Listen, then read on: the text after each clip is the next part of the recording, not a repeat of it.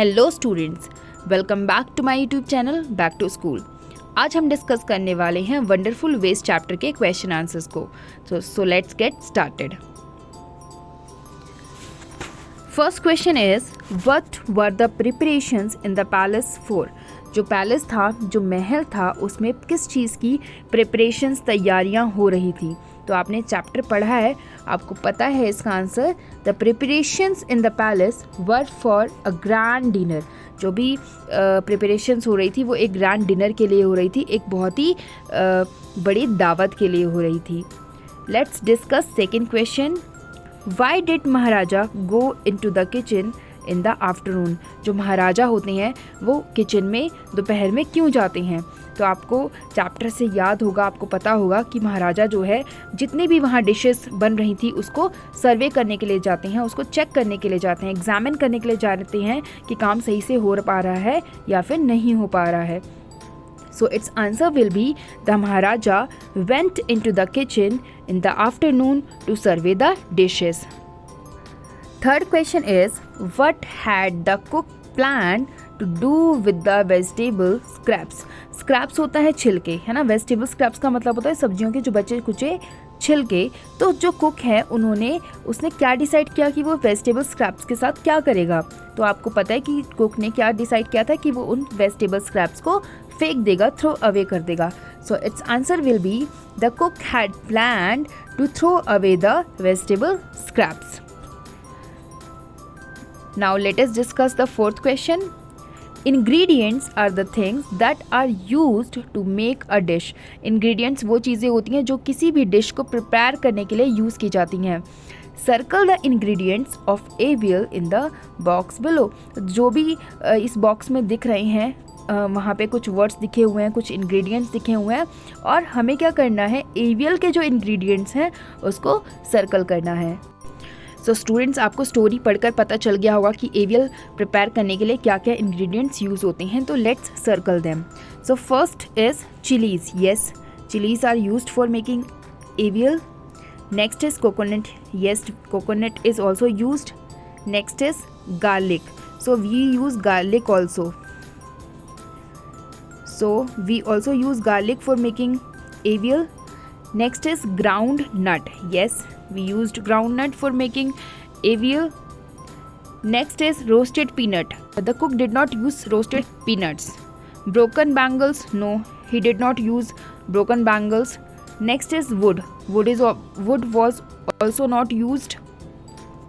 Next is curd. Yes, curd was used for making avial. Next is basket. No, basket was not used for making avial. Vegetable scraps. Yes, vegetable scraps were used. Next is pot. Pot was not used as ingredient. Okay, pot is not ingredient. Ingredients are the thing which are used for making any dish. Okay, next is curry leaves. Curry leaves. Yes, curry leaves is also used for making avial. So what are the ingredients that are used for making avial? Chilies, coconut, garlic, ground nut, curd, vegetable scraps and curry leaves. So let's discuss next question. Question number 5. State whether the following are true or false. हमें बताना है कि जो भी ये statements लिखी हुई हैं ये ट्रू हैं या फिर फॉल्स हैं। So first statement is the king had ordered a dinner in the palace. जो किंग है उसने, पैलेस होता है महल, डिनर होता है रात का खाना। तो क्या राजा ने रात के खाने के लिए ऑर्डर किया पैलेस में? यस, तो इसका आंसर है true. Next is no one had heard of tasted avial before. किसी ने भी एवियल के बारे में ना तो सुना था और ना ही टेस्ट किया था। So yes, this is also true. Next question, next statement is the cook had planned to make another dish using the vegetable scraps. तो कुक ने vegetable scraps का यूज़ करके कोई और डिश बनाने की प्लान की थी, कोई और डिश बनाने का सोचा था। So this is not true. Okay, so this is false. Now let's discuss next question. A recipe is a list of directions to prepare a dish. The following sentences are not in order for preparing the avial. Number them in the correct order. कोई भी जो recipe होती है वो उसमें इस चीज़ को बताया जाता है कि कोई भी डिश जो है हमें कैसे बनानी है। और ये जो सेंटेंसेस दिए हुए हैं वो भी क्या हैं, एक रेसिपी हैं, but they are not in correct order, we have to arrange them in the correct order. So चलिए शुरू करते हैं। So first is given wash and clean the mix of vegetable bits. जो वेजिटेबल्स के टुकड़े हैं, bits हैं, उनको हम क्या करेंगे, उनको साफ करेंगे, उनको क्लीन करेंगे। Step number 1 is wash and clean the mix of vegetable bits. Next step is cut the vegetable scraps into long strips. उसके बाद हमें जो भी वेजिटेबल्स के स्क्रैप्स हैं उनको लंबी लंबे स्ट्रिप्स में, लंबे लंबे टुकड़ों में काटना है। So this will be number 2। Next step will be grind some coconut, green chillies and garlic. उसके बाद हम कुछ कोकोनट, कुछ ग्रीन चिलीज़ और कुछ जो गार्लिक है, लहसुन है, उसको क्या करेंगे, ग्राइंड करेंगे, उसको पीसेंगे। So this will be third sentence. Next step will be whip some curd and mix it in. कुछ जो दही है उसको हम उसको फेंटेंगे और उसमें जो हमारी डिश प्रिपेयर हो रही है अब तक उसमें हम ऐड कर देंगे। So this will be step 4. Next is pour some coconut oil on the top. उसके बाद हम ऊपर से कुछ जो कोकोनट ऑयल है, नारियल का तेल है, उसको उड़ेल देंगे। So this will be 5th step. Next step is decorate with curry leaves. जो हम क्या करेंगे, डेकोरेट होता है सजाना, तो हम कड़ी पत्ता से उस जो हमारी डिश प्रिपेयर हो रही है उसको डेकोरेट करेंगे, उसको सजाएंगे या उसमें ऐड करेंगे। सो this will B 6th step. Next is AVL is ready. तो अभी हमारी जो एवियल है वो रेडी हो चुकी है, ready to eat. Next question is given in the box are some things that children do after they reach home from the school. Choose 5 things that you do when you reach home from school. Write them in order. Okay? तो आपको क्या करना है, आपको कोई भी 5 sentences choose करने हैं जो कि आप करते हो।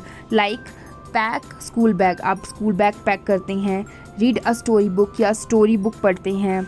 स्लीप फॉर अ वाइल, कुछ देर सोते हैं। डू होमवर्क करते हैं। गो टू प्ले, खेलने जाते हैं। पुट अवे स्कूल बैग, अपना स्कूल बैग उतारते हैं। Chat with mummy about the school के बारे में मम्मी से बात करते हैं। वॉश अप, हाथ मुँह धोते हैं। वॉच टीवी देखते हैं। Change out of school uniform change करते हैं या फिर लंच करते हैं। तो जब भी आप स्कूल से घर आते हो, whenever you come back to your home, तो सबसे पहले आप क्या करते हो, you will write first I put away school bag. सबसे पहले हम क्या करते हैं, अपना बैग जो है उतारते हैं। So first of all I put away school bag.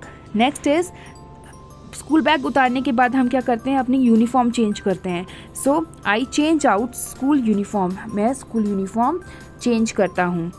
Next will be I wash up, उसके बाद हम हाथ पैर मुँह धोते हैं, अपने आप को क्लीन करते हैं। So third will be I wash up. Next after that, after washing up I have lunch, मैं क्या करता हूँ, अपना लंच खाता हूँ। Next is finally I do my homework, उसके बाद मैं अपना होमवर्क करता हूँ। सो आप जो हैं आप अपने अकॉर्डिंग भी आंसर्स जो हैं लिख सकते हैं। So next question is Maharaja was a wise man and ordered the cook to use the vegetable scraps instead of throwing them away. Wise का मतलब होता है clever, चतुर, ओके, और इंस्टीड का मतलब होता है कि बजाय, थ्रोइंग मतलब फेंकना। तो महाराजा जो है बहुत ही बुद्धिमान व्यक्ति था, बहुत ही वाइज मैन था, इसलिए उसने ऑर्डर किया कुक को कि वो क्या करे, वेजिटेबल्स के जो स्क्रैप्स हैं, वेजिटेबल्स के जो टुकड़े हैं, उनका यूज़ करे instead of throwing them away, उनको फेंकने की बजाय। Name some of the things which are thrown away at home and in school. तो आपको पता है कि जो है हम क्या क्या चीज़ें थ्रो अवे करते हैं। We throw papers, scraps of papers, plastic, pen, cardboard boxes, we throw these kind of things. Sit in the groups of 4 and think of interesting ways in which they can be made useful. आपको क्या करना है, आपको अपने friends के साथ group में बैठना है, डिस्कस करना है और ऐसे इंटरेस्टिंग तरीके ढूंढने हैं जिससे आप अपने जो वेस्ट है मटेरियल है उसका दोबारा से यूज़ कर सकते हैं। Put up your findings on the class board, और जो भी आपकी फाइंडिंग्स होती है, जो भी आप आइडिया निकालते हैं, उसको आप अपने क्लास के नोटिस बोर्ड पर भी लगा सकते हैं ताकि दूसरे बच्चे भी उस आइडिया को अपना सकें। Next is word building. Some words have more than one meaning. कभी कभी ऐसा होता है कि एक ही वर्ड के एक से ज़्यादा मीनिंग्स जो हैं निकलते हैं। फॉर एग्जाम्पल पॉइंट, जैसे कि यहाँ पे पॉइंट एक एग्जाम्पल दिया हुआ है पॉइंट का, कि पॉइंट को हम नाउन की तरह भी यूज़ करते हैं और वर्ब की तरह यूज़ करते हैं। तो नाउन की तरह जैसे हम बोलते हैं कि ये जो है क्या है, एक पॉइंट है, यहाँ पे हम बना देते हैं कोई भी, ये क्या है, एक पॉइंट है, फुल स्टॉप जिसको हम बोलते हैं, या डेसिमल बोलते हैं, ओके। या फिर हम किसी गेम में जो स्कोर अचीव करते हैं कि मेरे 5 पॉइंट्स हैं, 10 पॉइंट्स हैं, तो एज अ नाउन की तरह भी हम पॉइंट जो वर्ड है उसको यूज़ करते हैं। और हम इसका वर्ब की तरह भी इस्तेमाल करते हैं, जैसे कि हम किसी को पॉइंट आउट करते हैं, या फिर टू शो और call attention to something, okay, किसी को पॉइंट आउट करना।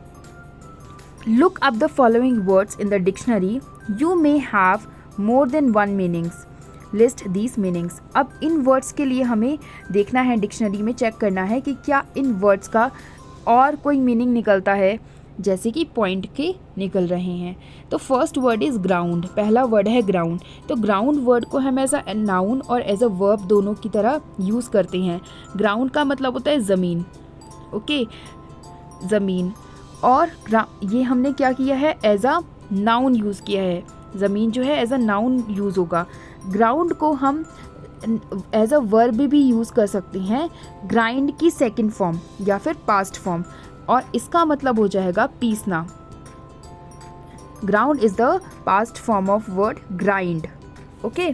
तो ग्राउंड के भी यहाँ पे 2 वर्ड्स निकल रहे हैं, एज अ नाउन ज़मीन एंड एज अ वर्ब पीसना। Next word is survey. So survey word के भी 2 मीनिंग्स निकलते हैं। एज अ नाउन, हम अगर एज अ नाउन बात करें तो इसका मतलब होता है कोई भी डिटेल इन्वेस्टिगेशन, छानबीन, जांच पड़ताल, ओके। तो ये क्या हो जाएगा, इसका एक मीनिंग हो जाएगा, सर्वे का मीनिंग हो जाएगा कोई भी detail investigation.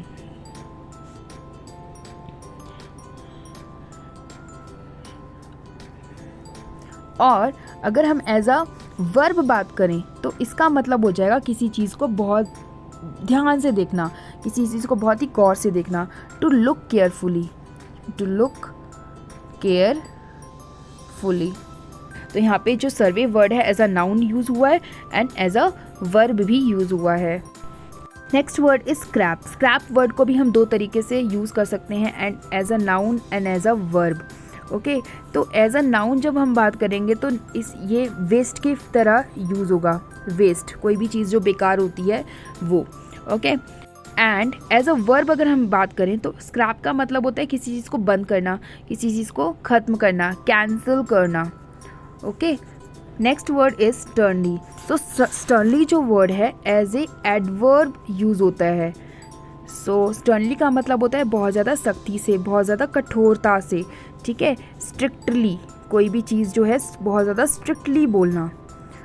Next word is tempting. So tempting जो है एज ए एडजेक्टिव यूज़ होता है, कोई भी चीज़ बहुत ज़्यादा क्या है, टेम्पटिंग है, तो मतलब बहुत ज़्यादा लुभावनी है, बहुत ज़्यादा एल्यूरिंग है, ALLURING, एल्यूरिंग है, मतलब बहुत ज़्यादा लुभावनी है, लालच देने वाली है, या फिर बहुत ज़्यादा इंड्यूसिंग है।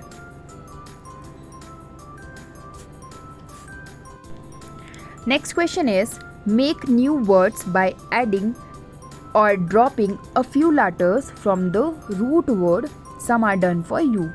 so यहाँ पे क्या क्या वर्ड्स ऐड करके या ड्रॉप करके हमें वर्ड्स बनाने हैं, ED, ING, ER या फिर EST। So first word is pound.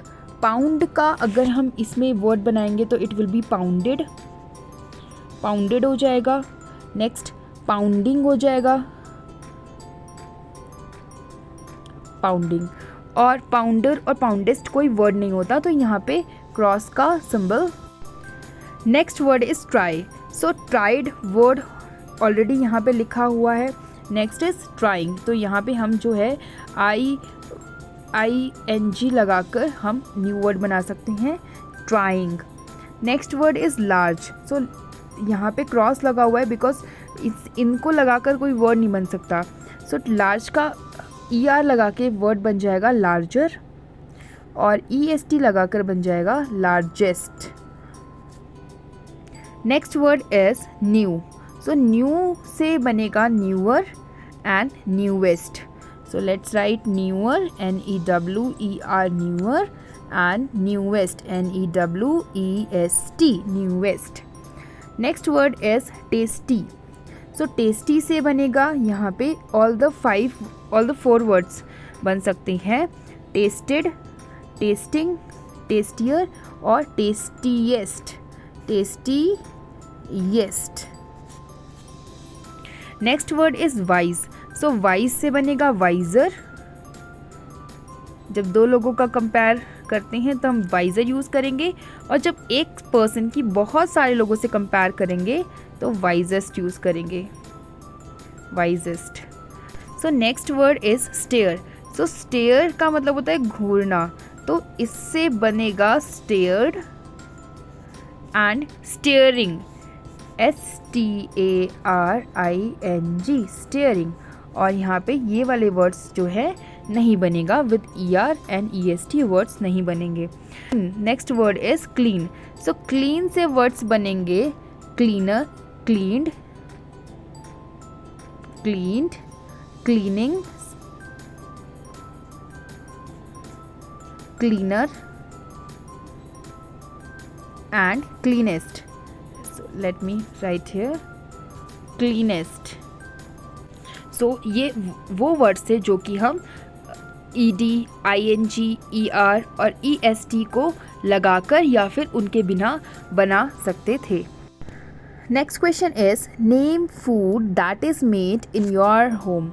ऐसे खाने का नाम बताना है जो आपके घर में बनता है. फॉर अ फीस्ट और फेस्टिवल, जो आपके घर में किसी भी त्यौहार के दिन बनता है. तो त्यौहार के दिन हमारे घरों में पूरी बनती है या फिर छोले बनते हैं. ओके, सो आपके हर डिपेंड करता है कि आप किस रीजन में रह रहे हैं, उस हिसाब से आपके घर में कुछ स्पेशल बनता है. Next question is when you are unwell. जब आप अनवेल होते हो, जब आप बीमार होते हो तो आपके घर में क्या बनता है.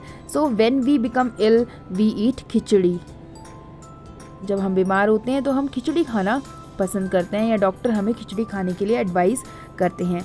और हम रोज़ क्या खाते हैं, हम रोज़ खाते हैं रोटी, सब्ज़ी और दाल, चावल. दीज थिंग्स हम जो है डेली खाते हैं. Next question is AVL is a dish made in Kerala. AVL जो है ऐसी डिश है जो केरला में बनती है. Do you have a similar dish in your state made from a mix of many vegetables. क्या आपके स्टेट में भी ऐसी कोई डिश है जो कि बहुत सारे वेजिटेबल्स से के द्वारा बनाई जाती है, बहुत सारे वेजिटेबल्स को मिक्स करके बनाई जाती है.